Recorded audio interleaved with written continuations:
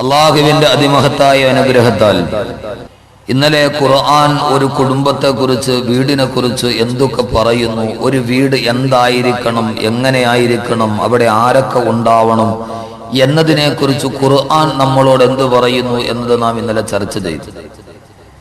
ഞാൻ ഇന്നലെ പറഞ്ഞതുപോലെ, സൂചിപ്പിച്ചതുപോലെ, ഇന്നലെ വരാത്ത ആളുകൾക്ക് ഞാൻ ഇന്നൊരു വിഷയം തുടങ്ങുമ്പോൾ അതിനെക്കുറിച്ചൊരു ഏകദേശ ധാരണ ഉണ്ടാവാൻ വഴിയില്ല.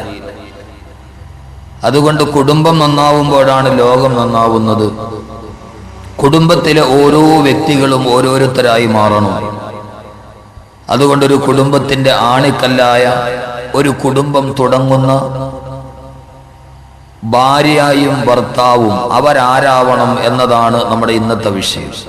നാളെ ഇൻഷാ അല്ലാഹ് കുടുംബത്തിലെ മക്കൾ, അതിനുശേഷം കുടുംബത്തിലെ മാതാപിതാക്കൾ. ഖുർആൻ ഇക്കാര്യത്തിൽ എന്തു പറയുന്നു നമുക്ക് സംസാരിക്കാം. അല്ലാഹു തൗഫീഖ് നൽകട്ടെ. കുടുംബം എന്ന് പറഞ്ഞാൽ അതിനർത്ഥം എന്താണ്? നമ്മൾ പറയാറുണ്ട് കുടുംബം. എന്താ കുടുംബം എന്ന് പറഞ്ഞാൽ എന്താ? കൂടുമ്പോൾ ഇമ്പമുണ്ടാകുന്നത്, അതാണ് കുടുംബം. എല്ലാവരും കൂടെ കൂടുമ്പോൾ ഒരു ഇമ്പം ഉണ്ടാവണം. ഭാര്യയും ഭർത്താവും മക്കളും മാതാപിതാക്കളും സഹോദരങ്ങളും ഒക്കെ ഒരു കൂട്ടുകുടുംബത്തിൽ കൂടുമ്പോൾ ഇമ്പമുണ്ടാകുമ്പോഴാണ് കുടുംബം ഉണ്ടാവുക. അള്ളാഹു കൂടുമ്പോൾ ഇമ്പമുള്ള കുടുംബമായി അള്ളാഹു നമ്മളെ സ്വീകരിക്കുമാറാകട്ടെ.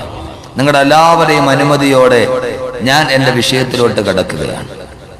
നമ്മുടെ ഇന്ത്യ രാജ്യത്തിന്റെ ഭൂപടം എടുത്തു നോക്കിയാൽ അതിന്റെ വലതേ ഭാഗത്ത് ഏറ്റവും താഴെ ഒരു ചെറിയ സംസ്ഥാനം കാണാം. അതിന്റെ പേര് മണിപ്പൂർ എന്നാണ്. ആ മണിപ്പൂർ നിവാസികൾക്ക് അവരുടെ വിചാരങ്ങളിലും വിശ്വാസങ്ങളിലും ആചാരങ്ങളിലും അവരുടേതായ തനതായ ചില ആചാര രൂപങ്ങളുണ്ട്. മണിപ്പൂരുകാർ ആയ മണിപ്പൂർ നിവാസികൾ അവരുടെ നാട്ടിൽ ഒരു വിവാഹം തീരുമാനിച്ചു കഴിഞ്ഞാൽ, ഒരാണും ഒരു പെണ്ണും തമ്മിൽ വിവാഹ ജീവിതത്തിലൂടെ കുടുംബ ബന്ധം ചേർക്കാൻ അവരിൽ ഒരു വിവാഹം തീരുമാനിച്ചു കഴിഞ്ഞാൽ, ആ വിവാഹം നടത്തുന്നത് നല്ലതാണോ, ഹിതകരമാണോ, അഹിതകരമാണോ എന്നറിയാൻ അവരൊരു പരീക്ഷണം നടത്തും. വധുവിന്റെ ഭാഗത്തു നിന്നൊരു പ്രതിനിധിയും വരന്റെ ഭാഗത്തു നിന്നൊരു പ്രതിനിധിയും അവർ രണ്ടുപേരും കൂടി വലിയ വിശാലമായ ഒരു ഗ്ലാസിൽ, ഒരു അക്വേറിയത്തിൽ, വലിയ ഗ്ലാസ് പേടകത്തിൽ വെള്ളം നിറച്ച് വധുവിന്റെ ഭാഗത്തുള്ള പ്രതിനിധിയും വരന്റെ ഭാഗത്തുള്ള പ്രതിനിധിയും രണ്ടു ഭാഗത്ത് നിന്ന് അവർ ഓരോ ഇണമത്സ്യങ്ങളെ ആ സ്ഫടികത്തിലെ ജലം നിറച്ച പാത്രത്തിലേക്ക് ഇടും. ആണിന്റെ ഭാഗത്തു നിന്നുള്ള ആൾ ഒരു ആൺമത്സ്യത്തെ വെള്ളത്തിലേക്ക് ഇടും. പെണ്ണിന്റെ ഭാഗത്ത് പ്രതിനിധീകരിക്കുന്ന ആൾ ഒരു പെൺമത്സ്യത്തെ വെള്ളത്തിലേക്ക് ഇടും. എന്നിട്ട് ആ കുടുംബക്കാരെല്ലാം നോക്കി നിൽക്കും. വെള്ളത്തിലോട്ട് വീണ ഇണകളായ ആൺമത്സ്യവും പെൺമത്സ്യവും ആ വെള്ളത്തിലൂടെ ഒരേ ദിശയിലേക്കാണ് മുമ്പോട്ട് നീന്തിപ്പോകുന്നതെങ്കിൽ ആ വിവാഹം നടത്താൻ കുഴപ്പമില്ല. കാരണം ആ ഭാര്യയും ഭർത്താവും ജീവിതത്തിൽ ഒരേപോലെ ഇങ്ങനെ നീന്തിപ്പോകുമെന്നാണ് അവരുടെ ഒരു വിശ്വാസമാണ്. ഇസ്ലാമിക ദർശനവുമായിട്ട് ഇതിനൊരു ബന്ധവുമില്ല. അതല്ല, ഈ രണ്ട് ഇണമത്സ്യങ്ങളെ വെള്ളത്തിലോട്ട് ഇടുമ്പോ രണ്ട് മത്സ്യങ്ങളും വിപരീത ദിശയിലേക്കാണ് നീന്തുന്നതെങ്കിൽ ആ വിവാഹം നടത്താൻ പാടില്ല. കാരണം അവർ വിവാഹം കഴിഞ്ഞാലും എപ്പോഴും ഇങ്ങനെ രണ്ട് സൈഡിലായിരിക്കും, രണ്ട് സൈഡിലേക്ക് നീന്തും എന്നാണ് മണിപ്പൂരികളുടെ വിശ്വാസം. യഥാർത്ഥത്തിൽ ഒരു കുടുംബം കുടുംബമാകുന്നത് ഈ ഗ്ലാസ് പേടകത്തിൽ നിറച്ച ജലാശയത്തിലൂടെ ആൺമത്സ്യവും പെൺമത്സ്യവും ഒരേ ദിശയിലേക്ക് നീന്തുമ്പോഴാണ് കുടുംബം കുടുംബമാകുന്നത് എന്ന അല്ലാഹുവിന്റെ വിശുദ്ധ ഖുർആൻ. രണ്ടുപേരും രണ്ട് രീതിയിലേക്ക് നീന്തിയാൽ ഒരിടത്തും അവർ എത്തിച്ചേരുകയില്ല. അവർ ജീവിതത്തിന്റെ അവസാനം വരെ കണ്ടുമുട്ടുകയുമില്ല. രണ്ടും വ്യത്യസ്തമായ ധ്രുവങ്ങളിലായിരിക്കും. അല്ലാഹുവിന്റെ ഖുർആൻ പറയുന്നു, രണ്ടും ഒരേ ദിശയിലേക്ക് നീന്തണം. ഭാര്യയും ഭർത്താവും അവരുടെ വികാരങ്ങൾ, വിചാരങ്ങൾ, ചിന്തകൾ, ആഗ്രഹങ്ങൾ, ആശകൾ, അഭിലാഷങ്ങൾ എല്ലാം ഒരേപോലെ ഒരേ ദിശയിലേക്ക് പോകുമ്പോഴാണ് ആ കുടുംബം ഖുർആനിലെ കുടുംബമായി മാറുക. കാരണം എന്താ? ഇത് അല്ലാഹുവിന്റെ വിശുദ്ധമായ ഖുർആൻ പറഞ്ഞതാണ്. ഒരാൾ മാറി നിന്നാൽ, ഒരാൾ വിഘടിച്ചു നിന്നാൽ ആ കുടുംബം കുടുംബമായി മാറില്ല. പ്രപഞ്ച സിട്ടാവായ അല്ലാഹു സുബ്ഹാനഹു വ തആല ഏതാണ്ട് ഈ പ്രപഞ്ചത്തിൽ ഏതാണ്ട് 6 കോടിയോളം വരുന്ന ജീവജാലങ്ങളെ സൃഷ്ടിച്ചിട്ടുണ്ട്. അല്ലാഹു ഈ പ്രപഞ്ചത്തിൽ 6 കോടിയിൽ പരം വരുന്ന ജീവജാലങ്ങളെ ഈ ഭൂലോകത്തിന്റെ മുകളിലും താഴെയുമായി അല്ലാഹു സൃഷ്ടിച്ചു. കുറിച്ചിട്ടുണ്ട്. ഈ 6 കോടിയിൽ പരം വരുന്ന ജീവജാലങ്ങളിൽ ഏതാണ്ട് വെറും 8 ലക്ഷത്തോളം വരുന്ന ജീവജാലങ്ങളെ മാത്രമാണ് മനുഷ്യൻ ഇതേവരെ കാണുകയോ പരിചയിക്കുകയോ അതിനെക്കുറിച്ച് പഠിക്കുകയോ ചെയ്തിട്ടുള്ളത്.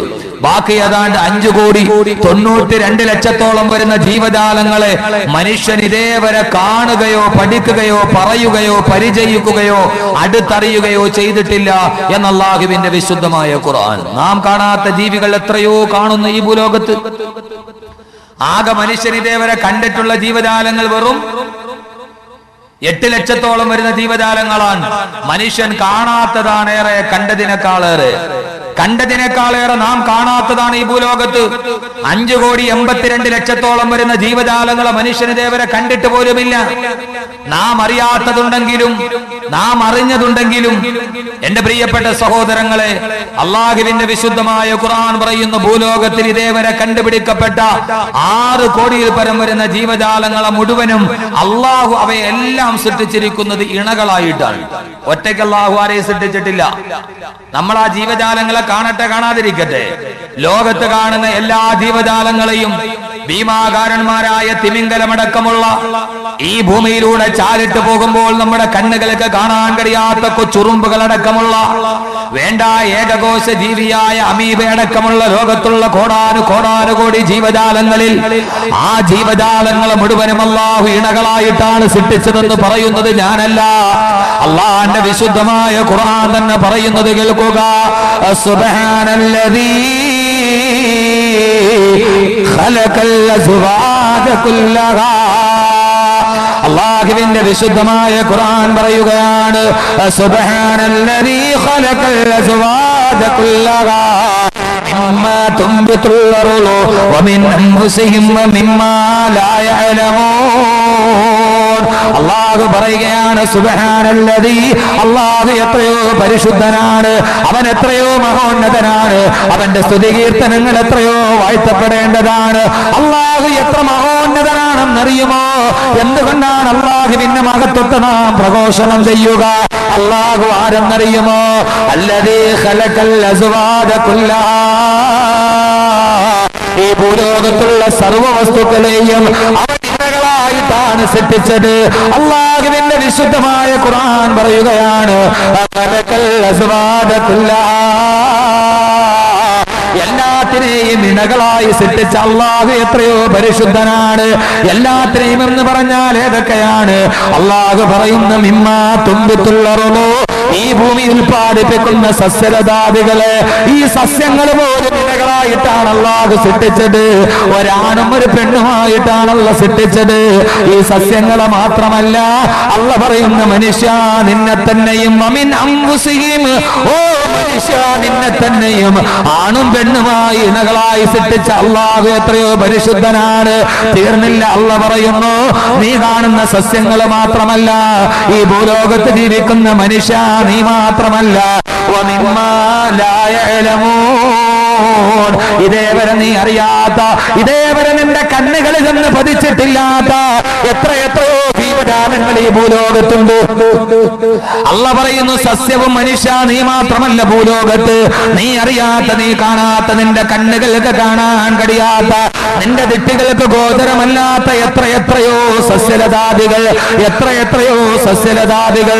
സഹോദരങ്ങളെ, ബ്രസീലിലെ ആമസോൺ കാടുകളിൽ എത്രയോ സസ്യലതാദികൾ, സത്യമംഗലം വനത്തിൽ എത്രയോ സസ്യലതാദികൾ, പാമീർ മലനിരകൾക്കപ്പുറം എത്രയോ സസ്യലതാദികൾ. അല്ലാഹു പറയുന്നു, നീ കാണാത്ത എത്രയോ ജന്തുക്കളും ജീവികളും പസഫിക്കിന്റെ, അറ്റ്ലാന്റിക്കിന്റെ, ഇന്ത്യൻ മഹാസമുദ്രത്തിന്റെ അടിത്തട്ടിലൂട്ട് ഊളിയിട്ട് പോകുന്നത് മത്സ്യം മാത്രമല്ല, നീ കാണാത്ത എത്രയോ കടൽ ജീവികൾ. ഈ അടുത്ത സമയത്ത് അറ്റ്ലാന്റിക് മഹാസമുദ്രത്തിന്റെ തീരത്ത് തിരമാലകൾ ഇറങ്ങിപ്പോകുമ്പോൾ ഒരു ജീവി വന്നടിച്ചു അത്രേ.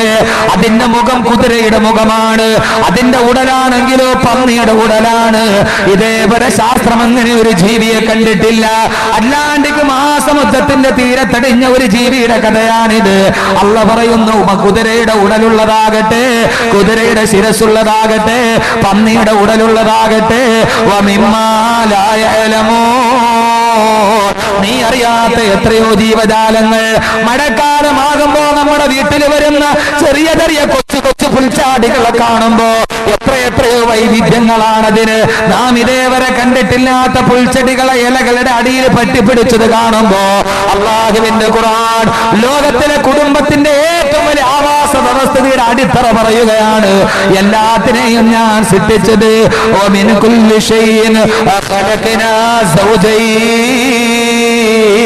എല്ലാത്തിനെയും ഞാൻ സൃഷ്ടിച്ചത് ഇണകളായിട്ടാണെന്ന് അല്ലാഹുവിന്റെ വിശുദ്ധ ഖുർആൻ. അള്ളാഹുവിന്റെ ഖുർആൻ പറയാ ലോകത്തുള്ള സർവ്വതും, നമ്മൾ കാണുന്നതാകട്ടെ കാണാത്തതാകട്ടെ ഏതാണെങ്കിലും എല്ലാം ഇണകളായിട്ടാണ്. ആണുമുണ്ട് പെണ്ണുമുണ്ട്. അത് രണ്ടും ഒന്നിച്ച് നിൽക്കാത്തിടത്തോളം കാലം ഈ ഭൂമിയുടെ സന്തുലിതാവസ്ഥ തന്നെ തകിടം മറിച്ചു.